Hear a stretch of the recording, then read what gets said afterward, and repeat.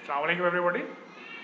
This is Dr. Shahid Khokhar and today we will talk about lecture 25 for subject of operations and supply chain management. As you know that we are discussing the fifth chapter of your textbook, which is about the managing process constraint. In this chapter, we have seen already what is the constraint, what is mean by capacity. We have also studied the bottleneck and we have understood the concept of theory of constraints. In our previous lecture, we have also talked about the principles for theory of constraints. In this lecture, we will consider the steps which are being involved in the theory of constraints, and we will see how you can apply these steps into the services organization. So let's start formally today's lecture. As you can see in your slide, there are 5 steps involved in the theory of constraints. The first one is talking about identify the system bottlenecks. So while applying the theory of constraint, first of all, you should know in the whole process what is the bottleneck. If you read the book, in the book he has given an example about a company who is manufacturing the racks, and these racks are actually being used for the gardening purposes. And in that example, he is talking about that a company is facing a bottleneck at the step of the welding station because the ability of the welding station is lesser as compared to the other processes of the manufacturing racks.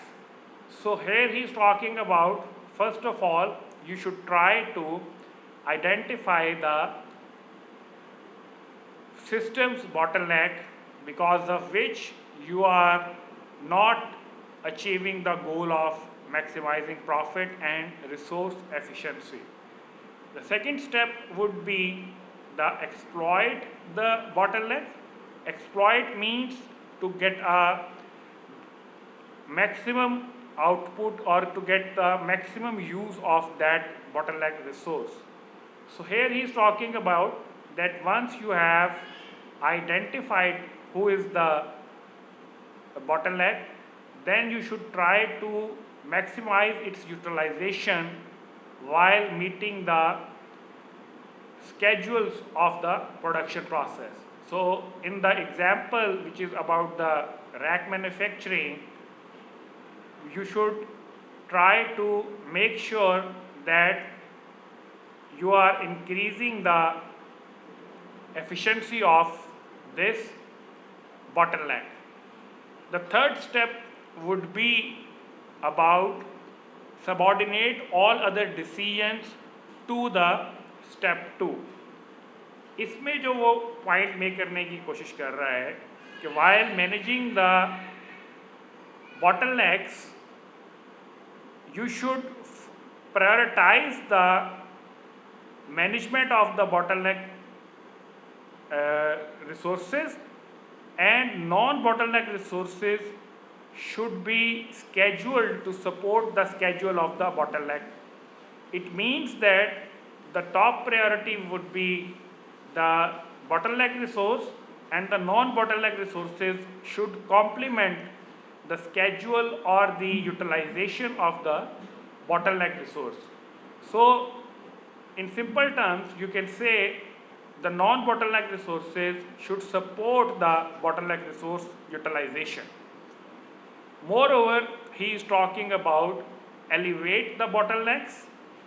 He's talking about if applying the 3 steps, your bottleneck has exhausted and bottleneck is still a constraint for the throughput, then the company should try to increase the capacity of that bottleneck, and that capacity can be increased by applying a capital investment, or you can by increase the labor for that particular bottleneck.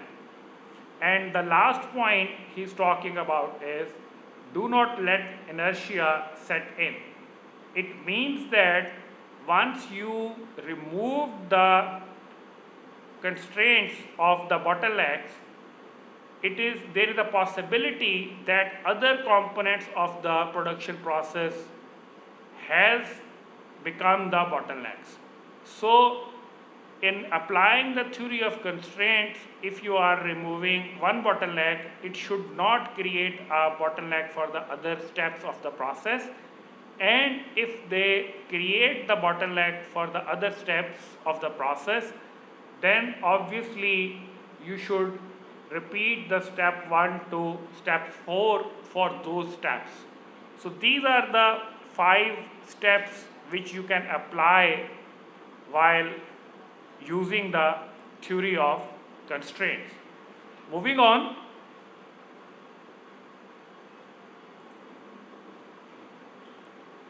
here he has given you the example that how you can manage the bottlenecks in the service processes. And before going to the example, you should know what does it mean by the throughput time. As I explained you in the previous lecture, for simplicity, you might assume that throughput is equal to output. Here he is talking about throughput time is total elapsed time from the start to the finish of a job or a customer being processed at one or more work centers.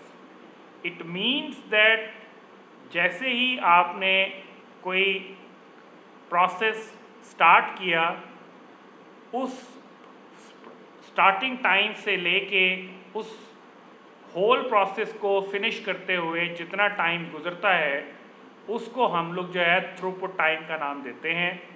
या अगर एक customer जो है उसको आप service provide कर रहे हैं एक या एक से ज़्यादा वर्क स्टेशंस पे, और उसको लिए कितना टाइम रिक्वायर्ड होता है, उस टाइम को हम लोग जो है थ्रूपुट टाइम का जो है वो नाम देते हैं।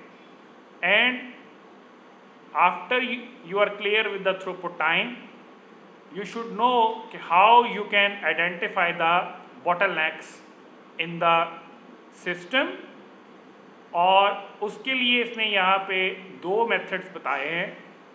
और वो मेथड्स क्या हो सकते हैं कि if your work station it has the highest total time per unit processed, it means any step जहाँ पे आपको प्रोसेसिंग के लिए मैक्सिमम टाइम रिक्वायर्ड है in the whole process, that could be categorized as a bottleneck, or bottleneck has the highest average utilization and total workload. Or in simple terms, if you compare it with the capacity utilization, bottleneck would be that area or that resource or that step where he has maximum utilization. So these are the ways by which you can identify the bottleneck in a system. Moving on to the example,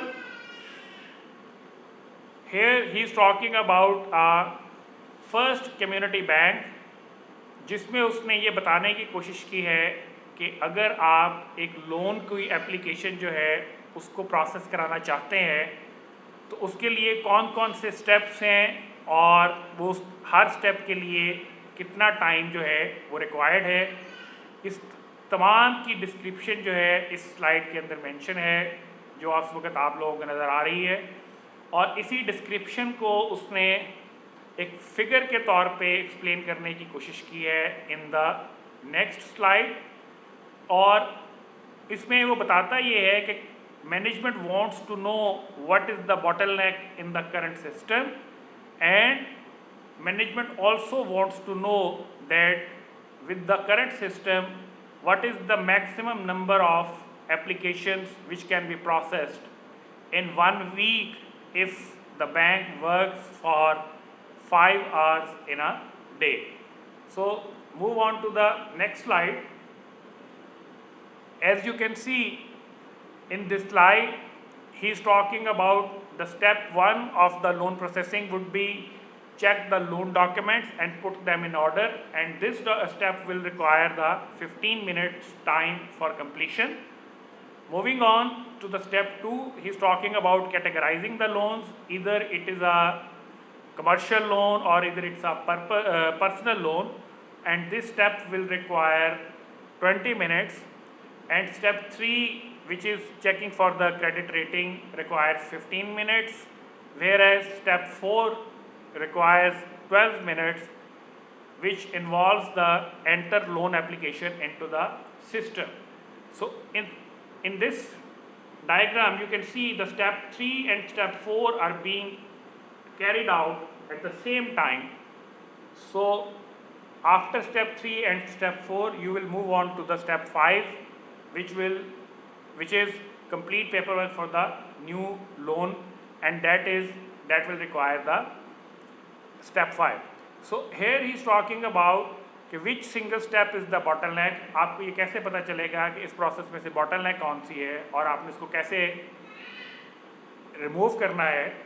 तो as per the criteria which we have studied in previous slides, step 2 is the bottleneck because it is taking the maximum time in single step, which is the 20 minutes. All other steps are taking less than 20 minutes.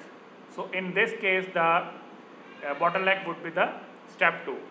And moreover he is talking about management is also interested in knowing the maximum number of approved loans this system can process in 5 work day. यानी कि management जो है जानना चाहती है कि 5 घंटे अगर ये काम करें तो एम्प्लॉयज़ कितने लोन्स को जो है वो प्रोसेस कर सकते हैं। Moving on, he is talking about कि हमने जो है बॉटलनेक को डिफाइन कर लिया, which I have already explain to you. Then he is talking about कि we should calculate the throughput time for a single application, और that throughput time would be 15 minutes plus 20 minute. 15 minute for the first step, 20 minute for the second step. 15 और 12 minutes जो हैं ये 3 और 4 steps हैं because they are carried out at the same time. तो इसका जो मैक्सिमम होएगा आप वो उस वैल्यू को लेंगे, और प्लस जो लास्ट स्टेप है विच इज़ 10 मिनट्स। तो टोटल आपको जो टाइम रिक्वायर्ड है for the processing of the loan application that is the 60 minutes. Then he is talking about कि जो एक्चुअल टाइम है वो 60 मिनट से ज़्यादा भी हो सकता है because of the variation in the actual processing time and the uniform arrival of the non-uniform arrival of the applications, ठीक है। And the last thing which he is talking about is the capacity for loan completion is derived by translating the minute per customer at the bottleneck step to the customer per hour. So it means that in our case जो second step है which is the bottleneck and it is taking at 20 minutes, and if that step is taking at 20 minutes it means you can perform that step 3 times in 1 hour. So you have divided the 60 divided by 3, तो आपके पास जो answer आया that is the 20 minutes. So here he is talking about 1 घंटे में हम लोग 3 applications जो है वो प्रोसेस कर सकते हैं, और इसी तरह हम लोग जो है 5 घंटे में कितनी एप्लीकेशंस प्रोसेस होती हैं उसको हम लोग जो है वो कैलकुलेट कर सकते हैं। सो इस एग्जांपल में हमने ये देखा कि how you can calculate the throughput time, how you can identify the bottleneck, then how you can calculate the capacity for loan completions in a particular day or by in a particular working hours, and that working hours per day working hours can be converted into the per week. So in this example we have applied the concept of theory of constraints in the services organization. Hopefully आप लोगों को ये concept समझ में आ गया होगा. If you have any question, please feel free to make a comment in the Google Classroom, or you may contact with your co-teacher for the better explanation. That's all for today. See you on the next time.